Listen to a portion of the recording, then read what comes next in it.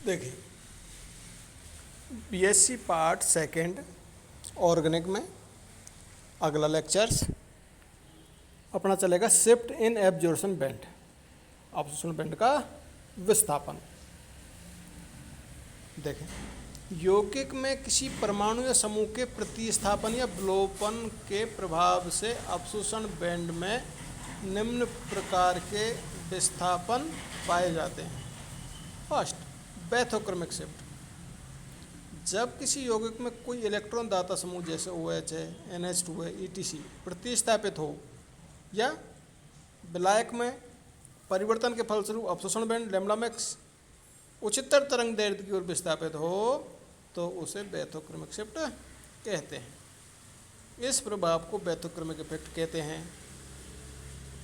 इस प्रभाव में लैम्ब्डा मैक्स के मान में वृद्धि हो जाती है, अर्थात अवशोषण बैंड क्योंकि अवशोषण शीर्ष दृश्य प्रकाश के लाल रंग की ओर विस्थापित हो जाता है। इस कारण से रेड शिफ्ट भी कहते हैं। देखें अब नीचे प्रिडीन में एग्जाम्पल, प्रिडीन में अपन देख रहे हैं लैम्ब्डा मैक्स का मान 257 है, जबकि मेथिल प्रिडीन 2 मेथिल प्रिडीन में लैम्ब्डा मैक्स का मान 262 नैनोमीटर, मतलब वृद्धि हो गई। तो हेप्सोलन मैक्स 2750 है, प्रिडीन का 2 मेथिल प्रिडीन का 3560 है।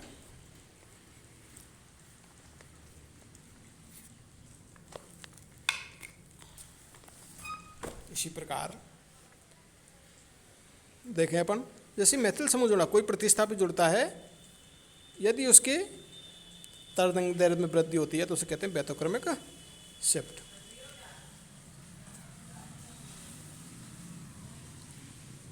जो कि आपको डायग्राम से स्पष्ट है। अगला हेप्सोक्रोमिक शिफ्ट, ब्लू शिफ्ट भी कहते हैं इसको। देखें, जब किसी यौगिक में कोई इलेक्ट्रॉन ग्राही समूह जैसे NO2 है, एसिटिल है, ETC प्रतिस्थापित हो या विलायक में परिवर्तन के फलस्वरूप अवशोषण बैंड निम्न तरंग दैर्ध्य की ओर विस्थापित हो जाता है तो उसे हाइपोक्रोमिक शिफ्ट कहते हैं। चूँकि इस प्रभाव में लैम्ब्डा मैक्स के मान में कमी हो जाती है, अर्थात अवशोषण बैंड दृश्य क्षेत्र के नीले रंग की ओर विस्थापित हो जाता है, अतः इसे ब्लू शिफ्ट भी कहते हैं। उदाहरणार्थ, एनिलीन का लैम्ब्डा मैक्स 280 नैनोमीटर, लेकिन एसिड मीडिया में उसका लैम्ब्डा मैक्स के मान में कमी हो जाती है, 203 नैनोमीटर रह जाता है, जो कि यहाँ नीचे डायग्राम से स्पष्ट कर रखा है, दर्शा रखा है। अगला देखें, हाइपरक्रोमिक शिफ्ट, या इसको यूँ कह दूँ हाइपरक्रोमिक इफेक्ट भी कह सकता हूँ। देखें आप इसमें, हाइपर, जब किसी यौगिक में किसी परमाणु या समूह के प्रतिस्थापन से अवशोषण बैंड की तीव्रता एप्सिलॉन मैक्स में वृद्धि हो जाती है तो इस इफेक्ट को हाइपरक्रोमिक इफेक्ट कहते हैं। देखें आप, कोई एग्जांपल ले लो,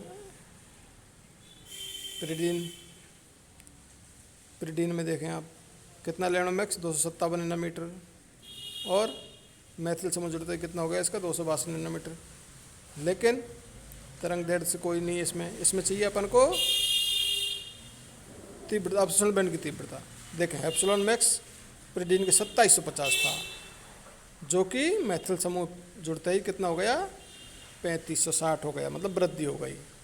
तो इस प्रभाव को कहते हैं अपन हाइपरक्रोमिक इफेक्ट, जो कि आगे डायग्राम से भी स्पष्ट है। अगला हाइपोक्रोमिक इफेक्ट, हाइपोक्रोमिक इफेक्ट। देखें, जब किसी यौगिक में किसी परमाणु या समूह के प्रतिस्थापन से अवशोषण बैंड की तीव्रता, मतलब एप्सिलॉन मैक्स में कमी हो जाती है तो इस इफेक्ट को हाइपरक्रोमिक इफेक्ट कहते हैं।